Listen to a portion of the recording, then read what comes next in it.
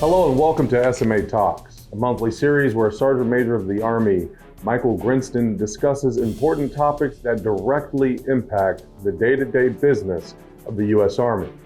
This month, our topic is on the best squad competition. We'll be covering what the competition is about, what factors make up the best squad, and some ways you can build a more cohesive team in your own unit. We also have special guest Sergeant Major Donald Ferguson, who is the Department of the Army's G357 Training Sergeant Major. SMA and Sergeant Major Ferguson, thank you for being here. Yeah, thanks for having us. What is the best squad competition? Well, it's the best squad competition. So I think the name kind of describes it, but we've been working on this for quite a few years. And what would this look like? Is it a full squad? Does it have to be 9 people? Is it some other something? So after a lot of conversation with some senior sergeant majors, we decided that we're going to go forward. We're going to have a competition for a squad, and it wasn't going to be a traditional 9-person infantry squad. So it's bringing a small group together. I think we decided on 5 people are going to compete as a squad. And we really wanted to build cohesive teams that are highly trained, disciplined, and fit. And then we wanted to have a way to measure it. So we said we're going to bring in a competition together and see who's got the best squad. Roger, SMA. The best squad competition will consist of about a 12-day period from either at Fort Bragg and the MDW for phase 2. It'll start out with some some individual tasks and move into the collective. And we'll assess the squads not only on what they can do as individuals, but how they mesh, how they coordinate with each other, and how they bond as they go through the events. So how is the best squad competition different than the best warrior competition? Well, the best squad is going to name a group of individuals and how they compete. The best warrior was just the best NCO or soldier we had. We're still going to name the best NCO, and we're still going to say this is the best soldier, but it may not be the best squad. So it's like the most valuable player might be from a different team. It's going to be the same concept. So we're still going to say best warrior, so we didn't just get rid of it. So that's still alive and well. But whoever comes together as a complete team, and that's going to be the best squad. And it may or may not have the best NCO and the soldier in there. Is there anything else? No, SMA. Okay. So we've talked about the importance of building cohesive teams. What attributes do you see in these squads that make them the most effective? Well, that's what's going to be determined, and I'll turn it over to Sergeant Major Ferguson if he can kind of see how we're going to evaluate that. We don't want to give the keys to the test, and tell everybody exactly what we're doing. But that's the whole trick to it, is say, how do you build a cohesive team? But there are going to be some ways that we can do that.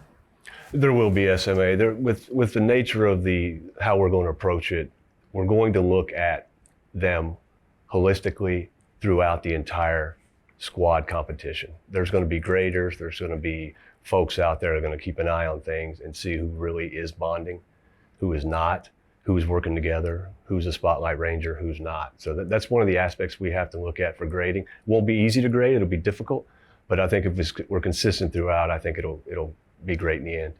I think once you put a little pressure and you put some stress in any situation, then you've had those days, especially as the competition goes on longer, you'll see who's going to be a cohesive team. Those units that have a good tight unit, when they're put into stressful situations or their lack of sleep, you've been moving, you're stressed physically, you're tired, I think you'll see who's going to be a cohesive team.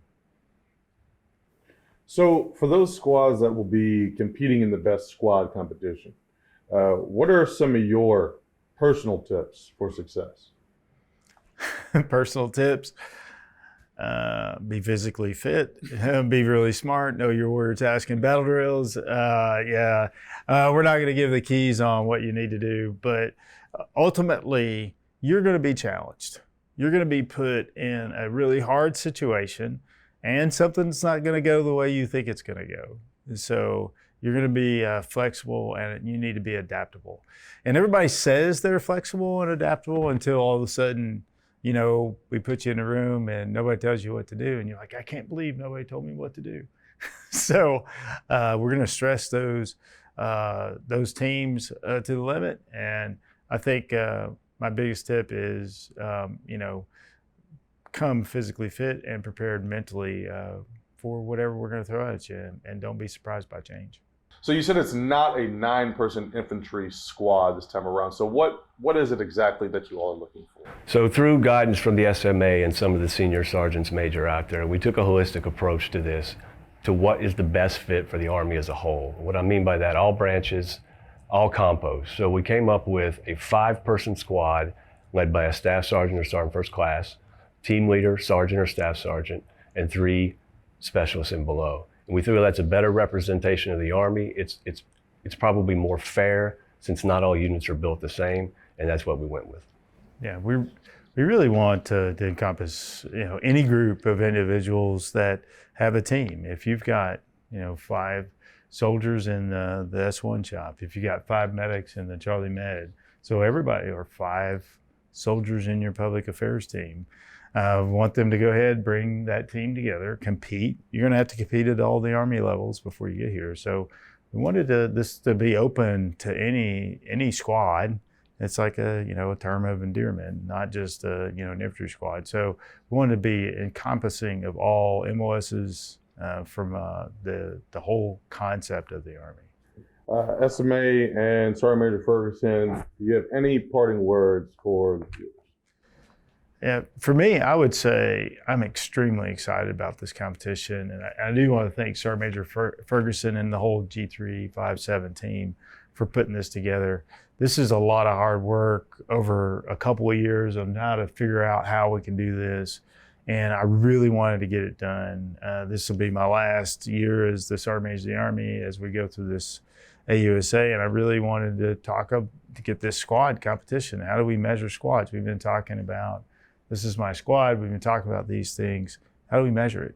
So I'm really excited about this. It's going to be a great competition.